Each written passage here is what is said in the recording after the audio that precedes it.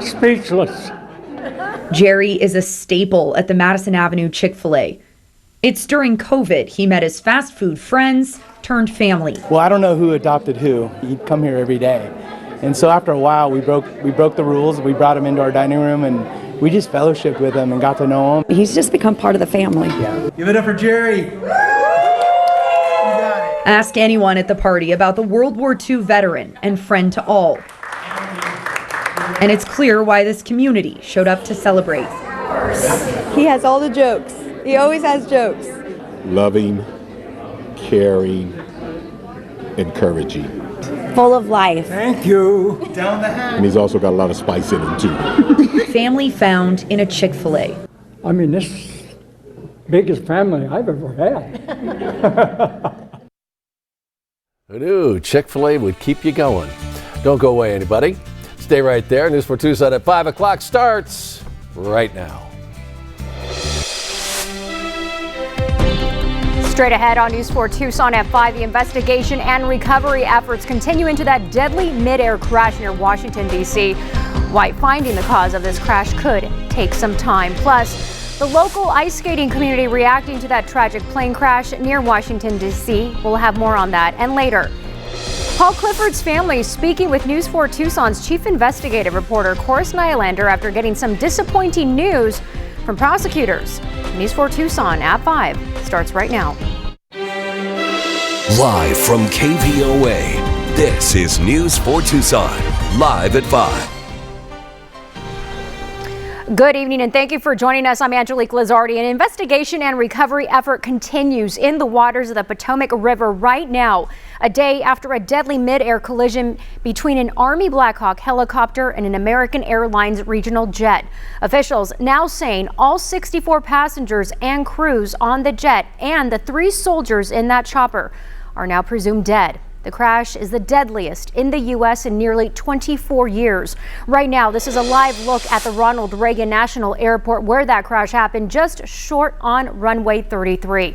And that is where we find Jay Gray with more tonight. Teams continue to search the bitter cold waters of the Potomac. Their mission now shifting from rescue to recovery.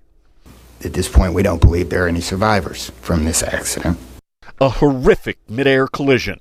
Crash. This is Alert 3. An American Airlines regional jet on final approach to Reagan National Airport with 60 passengers and 4 crew members. And an Army Black Hawk chopper, 3 soldiers on board during what's described as a routine training flight. Both aircraft exploding into a fireball at impact. We will look at the aircraft, we will look at the helicopter, we will look at the environment in which they were operating in. Investigators stress finding a cause is going to take some time. They'll analyze black box flight data recorders and cockpit voice recordings, as well as air traffic control communications, and eventually literally piece together the wreckage. That we are going to leave no stone unturned in this investigation. As that work continues, so does the difficult task of finding the victims. Dozens have been pulled from the crash site, crews promising to continue until all 67 who died are found. Jay Gray, NBC News, National Airport. A longtime figure skater in southern Arizona knows the close ties that are formed on the ice between young skaters and their families. Now, he did speak to our very own Eric Fink today. He is live in the newsroom right now with a part of this coverage. Eric. Angelique, like all of us, the figure skater I talked with today learned about the plane crash through news reports and social media last night. He still competes. He and his fellow skaters have heavy hearts today as they start to process the news that these skaters and some of their family members are now gone. It's hard to even think about anything right now. Jose Hinojos has skated on the ice competitively for more than 20 years.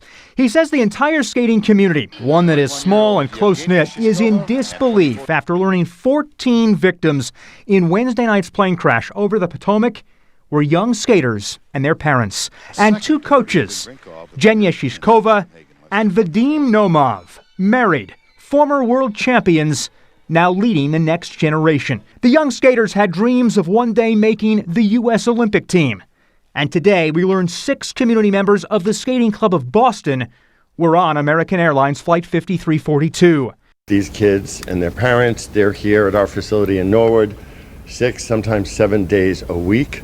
It's a close, tight bond, and I think for all of us, we have lost family.